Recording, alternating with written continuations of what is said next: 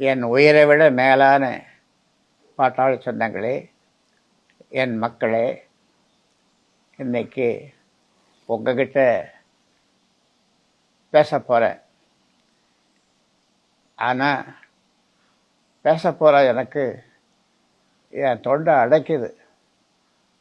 ஆனால் பேசியே ஆக வேண்டிய கட்டாயத்தில் இருக்கேன். இப்போ வெளியில் நடக்கிற சண்டையை தயவு செஞ்சு ஒரு குடும்ப சண்டையாக பார்க்காதீங்க. இது ஈகோ பிரச்சனை இல்லை, இது கோபம் இல்லை, இது நான் பெற்றெடுத்த ஒரு இயக்கத்தோட ஆன்மாவை காப்பாற்றுற போர். கடந்த சில வாரங்களாக அன்புமணி கும்பலில் இருக்கிற சிலர் என்னை பற்றி என்னென்னவோ சொல்கிறாங்க. ஐயாவுக்கு வயசாகிடுது, புத்தி பேதலிச்சுடுத்து, சுயநினைவு இல்லாமல் பேசுகிறாருன்னு அசிங்கப்படுத்துகிறாங்க. அவங்க என்ன வேணும்னாலும் சொல்லட்டும், பழி சுமத்தட்டும். அதை தாங்கிக்கிற சக்தி இந்த இதயத்துக்கு இருக்குது. ஆனால் என் உழைப்பில் உருவான இந்த கட்சியை தயவு செஞ்சு காயப்படுத்தாதீங்க. இந்த கட்சி எனக்கு யாரும் கொடுத்த சீதனம் இல்லை. இது எனக்கு பரம்பரையாக வந்த சொத்தும் இல்லை. ஒவ்வொரு நாளாக, ஒவ்வொரு நிமிஷமாக என் ரத்தத்தை வேர்வையை சிந்தி நான் கட்டின மக்கள் கோட்டை இதுக்காக தியாகம் பண்ணியிருக்கேன். வெறும் பதவிக்காகவா? இல்லை, என் மக்களுக்காக. ஆனால் இன்றைக்கி கண்ணு முன்னாடி இந்த கட்சி பலவீனமாக நிற்கிறப்போ பெத்த வயிறு பத்து எரியுது. உண்மைதான், நான் என் மகன் அன்புமணியை நம்பினேன்.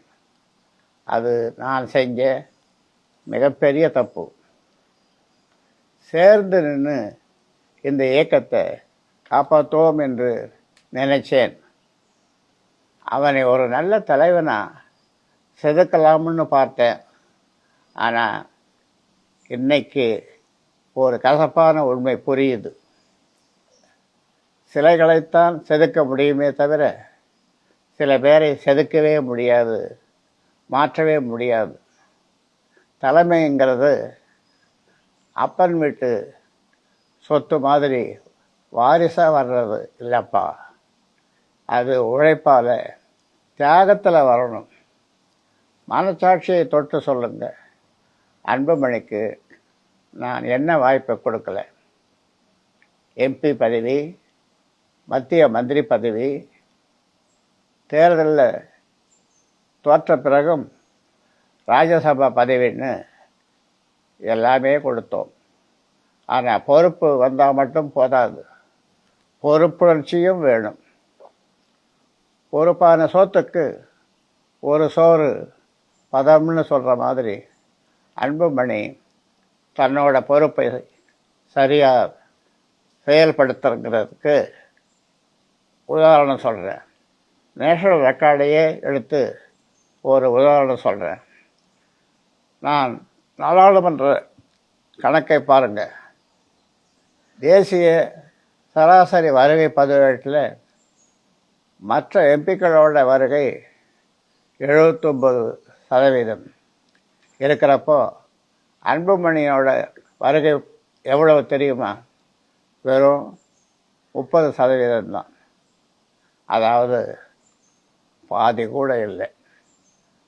அதே போல் விவாதங்கள் நடைபெறும்போது சராசரியாக 79 விவாதங்களில் ஒரு எம்பி பங்கேற்றிருக்காங்க. ஆனால் அன்புமணி எத்தனை விவாதங்களில் பங்கேற்றிருக்கார் தெரியுமா? வெறும் 7 தான். எனக்கு இதெல்லாம் பார்க்கும்போது மனசு தான் வலிக்குது. அவமானமாக இருக்குது. ஒருத்தரை நம்பி நாம் பொறுப்பு கொடுத்தோம்னா மக்களுக்காக உழைக்கணும். ஆனால் அவர் வீட்டில் உட்கார்ந்து என்ன பண்ணுவார்?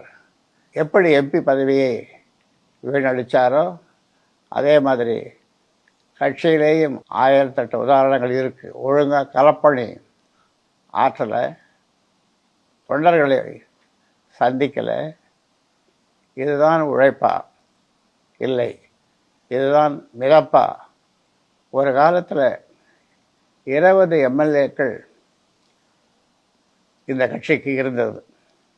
இன்னைக்கு அங்கீகாரத்தை இழந்து நிற்கிறது. ஏன் தெரியுமா? உழைக்க வேண்டிய இடத்துல உரிமை கொண்டாடிட்டு இருந்தோம். என்னை ஏமாத்தினவங்களை நான் மன்னிப்பேன்.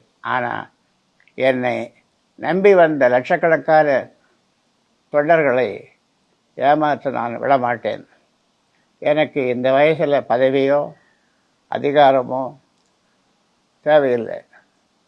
நான் கட்டின இந்த வீட்டை உங்களுக்காக காப்பாற்றவே நான் இப்போ முன்னாடி வந்து நிற்கிறேன். இந்த கட்சியை காப்பாற்ற சில உறவுகளை இழக்கணுமா? ஏற்கனவே நான் அதையெல்லாம் தள்ளிட்டு வந்திருக்கேன். சட்டப்படியும் யோசித்து பாருங்கள். இன்றைக்கி தலைமை பதவியே கோர்ட்டில் நிற்குது. அஸ்திவாரத்திலேயே சந்தேகம் வந்தால் அந்த கட்டடம் எப்படி நிற்கும்? அதுபோல் தான் சொல்கிறேன். டிசம்பர் 29ஆம் தேதி சேலத்தில் கூடுற பொதுக்குழு சாதாரண கூட்டம் இல்லைப்பா. அது உண்மையான பாமகவோட மறுபிறப்பு. வர தேர்தலில் 25 தொகுதிகளில் வெற்றி பெற்று நம்ம கட்சியோட சின்னத்தை மீட்கணும். நாம் இழந்த கட்சியோட அங்கீகாரத்தை மீட்டெடுக்கணும். இந்த கட்சியை மறுபடியும் மக்களுக்கான கட்சியாக மாற்றுவதற்கான போராட்டம் இது. அன்புமணி பக்கம் இருக்கிற என் தொண்டர்களுக்கு நான் ஒன்று சொல்லிக்கிறேன். தந்திரங்களுக்கு ஏமாந்துடாதீங்க. ஒரே ஒரு கேள்வி உங்கள் மனச்சாட்சிக்கிட்ட கேளுங்க. பெத்த அப்பனுக்கே துரோகம் செய்கிறவர் நாளைக்கு இந்த இயக்கத்தையோ இந்த மக்களையோ காப்பாற்றுவாரா? எனக்கு வயசாகிடுச்சு, இதுதான் என் கடைசி யுத்தமாக கூட இருக்கலாம். ஆனால் என் உடம்பில் கடைசி மூச்சு இருக்கிற வரைக்கும் உங்களுக்காக போராடுவேன். கோபத்தில் இல்லை, அறத்தோட அன்போட நிற்பேன். ஒரு உரம் ஓடி உழைச்ச என் தம்பிங்க, என் பிள்ளைகள் எல்லோருக்கும் அன்னைக்கு சேலத்துக்கு வரணும். ஒருத்தர் கூட விடுபடக்கூடாது. நாம் எல்லோரும் கைகோர்த்தா இந்த ஆலமரம் நிமிர்ந்து நிற்கும். மக்களுக்கான பாமகவை மீண்டும் உருவாக்குவோம். நீங்கள் நல்லா யோசிங்க. உங்கள் மனசாட்சிக்கிட்ட ஒரு முறை பேசுங்க. நம்ம கட்சி ஒரு காலத்தில் எப்படி இருந்த கட்சி, இன்றைக்கி அங்கீகாரமே இல்லை. நீங்கள் சிந்திச்சு பார்த்தா இதுக்கு பின்னால் இருக்கிற உண்மை உங்களுக்கு புரியும். இது நம்ம இயக்கத்தை காப்பாற்ற வேண்டிய கடைசி வாய்ப்பு. இந்த வாய்ப்பை நீங்கள் சரியாக பயன்படுத்துவீங்கன்னு நம்புகிறேன். இந்த கட்சியோட நிறுவனராக மட்டுமல்ல, உங்கள் ஐயாவாக நான் பேசுகிறேன். உங்களுக்காக நான் சேலத்துக்கு வர்றேன். நான் நம்பின சிலர் என்னை ஏமாத்தினாலும் என் மக்கள் எனக்காக வருவீங்க, என் கூட நிற்பீங்கன்னு நான் நம்புகிறேன். அன்பும் உழைப்பும் என்னைக்கும் வெல்லும்.